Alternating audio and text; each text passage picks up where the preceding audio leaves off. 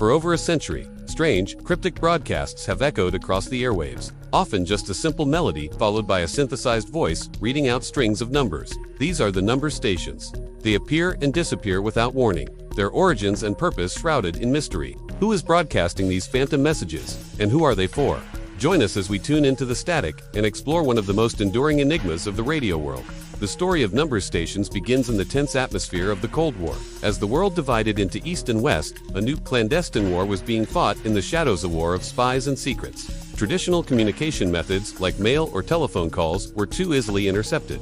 Intelligence agencies on both sides needed a reliable one-way method to send instructions to their operatives deep in enemy territory.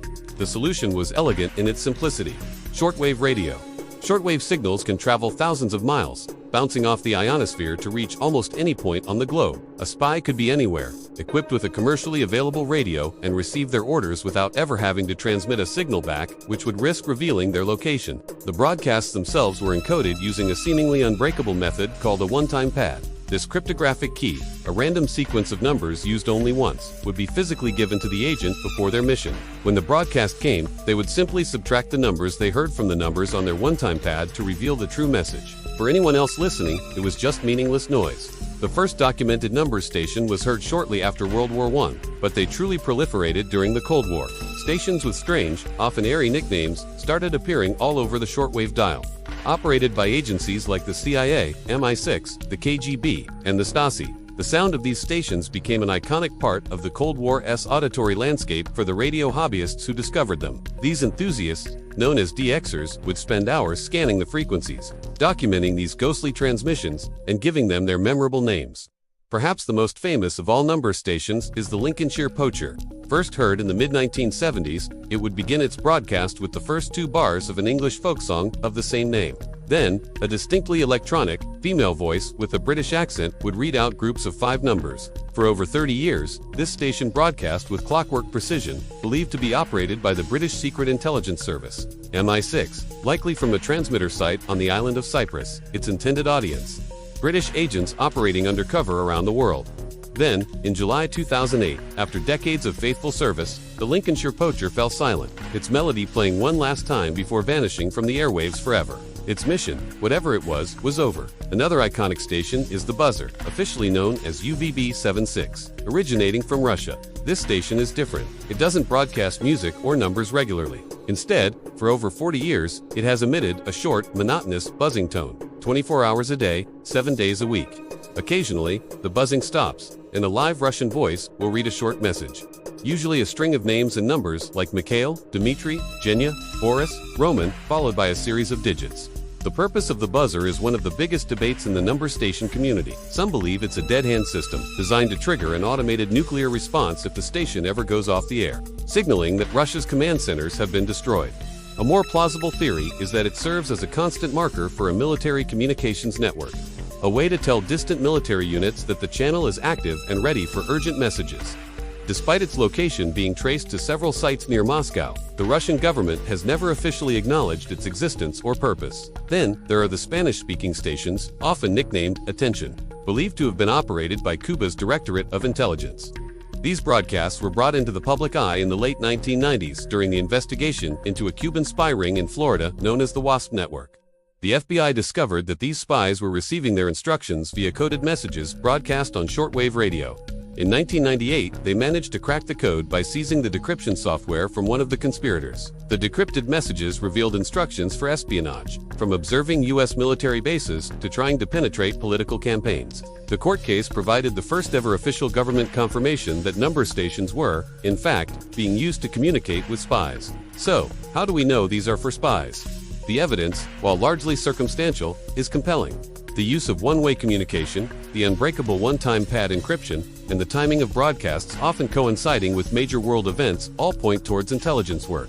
The WASP network case provided concrete proof. Furthermore, several defectors and former intelligence officers have confirmed their use. A former Czech intelligence officer described how they used a number station to send messages to their agents abroad. The system is simple, cheap, and incredibly secure.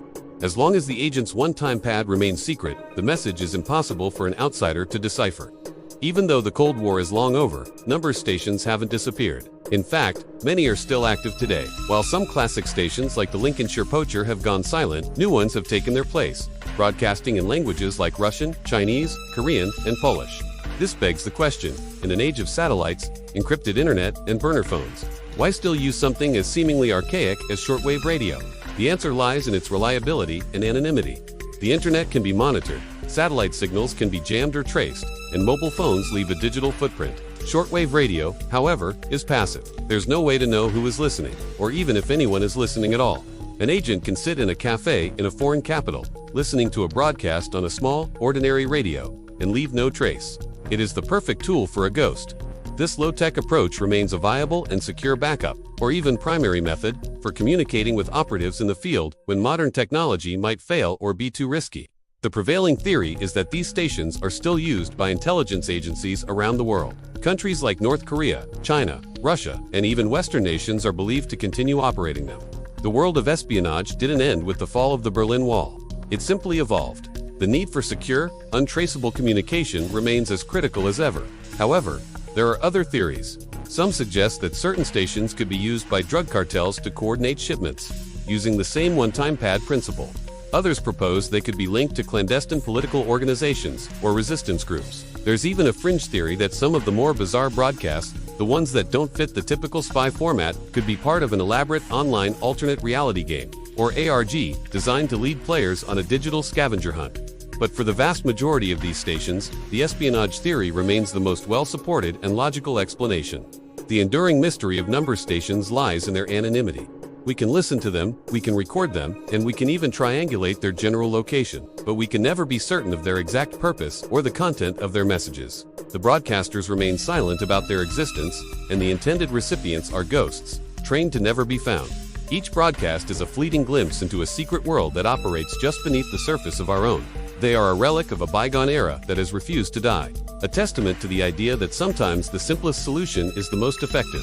The numbers they transmit are more than just random digits. They are whispers on the airwaves, carrying secrets that could shape the course of nations. The next time you see an old radio, remember that, hidden within the static, between the commercial stations and the music, a secret war of information may still be raging. The numbers are out there. The question is, who is listening? Thank you for watching. If you found this journey into the world of clandestine radio fascinating, don't forget to like this video and subscribe to our channel for more explorations into unsolved mysteries. See you next time.